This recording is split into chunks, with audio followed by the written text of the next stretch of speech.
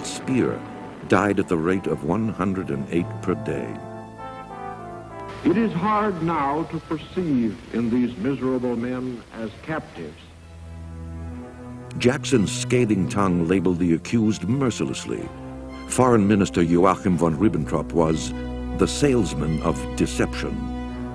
Party philosopher Alfred Rosenberg, Nazism's intellectual high priest.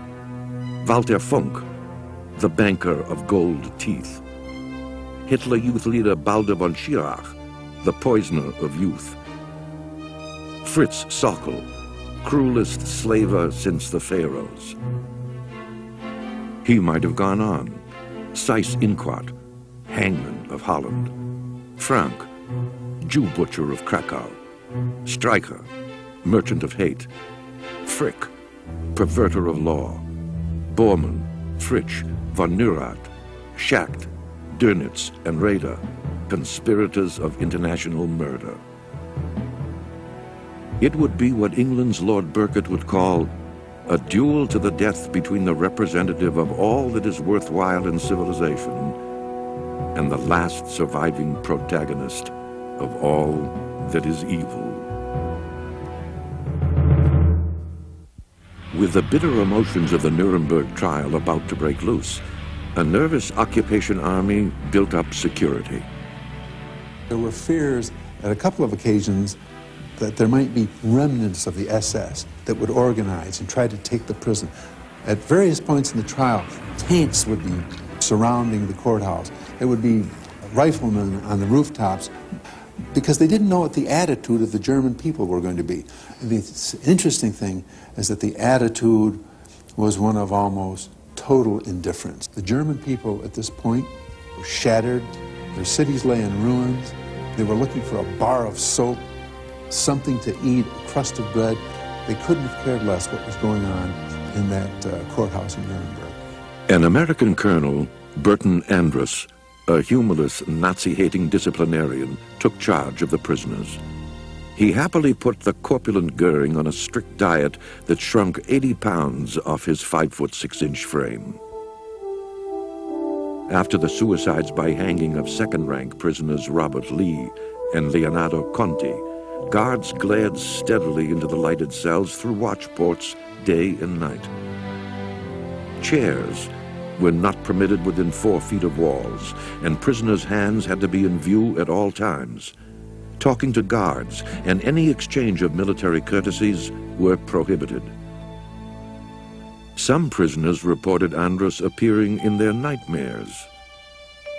There were 4 prosecution teams at Nuremberg, reflecting the 4 major powers running the trials. Heading the prosecution along with Robert Jackson were a crack British team led by Sir Hartley Shawcross, British Attorney General, and his deputy, Sir David Maxwell Fyfe. France sent Champetier de Ribe, former French Undersecretary of State, and Russia Lieutenant General Roman Rudenko, Chief Prosecutor of the Ukrainian Republic. Justice Jackson was not only the leader of the American prosecution staff, he was really the inspiration for this entire trial. The privilege of opening the first trial in history for crimes against the peace of the world imposes a grave responsibility. The wrongs which we seek to condemn and punish have been so calculated, so malignant and so devastating that civilization cannot tolerate their being ignored because it cannot survive their being repeated. Jackson had worried about a dearth of evidence. He hadn't counted on the German character. Evidence arrived in mountains. One of the things that we associate with the German character is an orderliness, a fastidiousness about record keeping particularly. The thump of the rubber stamp on a document is a very Teutonic sound. During the course of the Nazi regime, this quality of character persisted, and virtually everything that these people did was documented. 47 crates of binders, 3,000 pounds of Nazi Party records, tons of diplomatic papers, 12 volumes of secret foreign policy conference records, and miles of film poured in. Jackson decided to switch his prosecution away from witnesses. As things went along and we uncovered all these interesting documents which were so incriminating of the defendants, Justice Jackson made the statement that perhaps it could be mainly a documentation trial. Dead set against this was the colorful General William Donovan. He was head of the Cloak and Dagger OSS and a hugely decorated hero of 2 wars who had gathered much of the evidence.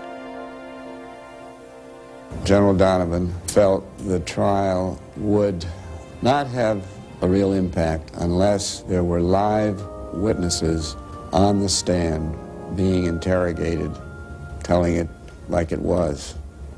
He thought that was the way to capture public attention.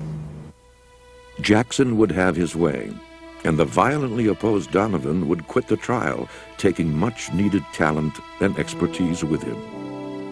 Germans were free to choose any lawyer they wanted, and they did, including unregenerate Nazis who might have belonged in the dock themselves. The defendants had, in effect, a gilt-edged defense. Any poor defendant in an American court today would be lucky to have the quality of defense because some of these people were top lawyers in Germany. Some of them went on to fabulous careers in the years following the war. The primary defense of the German lawyers at Nuremberg on the question of aggressive war was that the charge was ex post facto. They argued that never before had any head of state been called upon to answer the crime of waging aggressive war, and that there was no juridical basis for this charge. Sir Hartley Shawcross replied, "I suppose the first person ever charged with murder might have said, 'Now see here, you can't do that.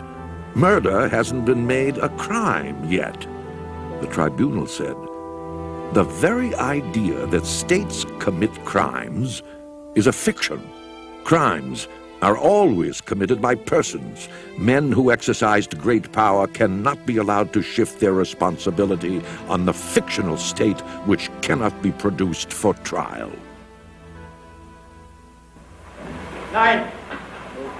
Ich kenne mich keinesfalls schuldig. Now the accused filled the court with their firm cries. Ich bekenne mich nicht schuldig.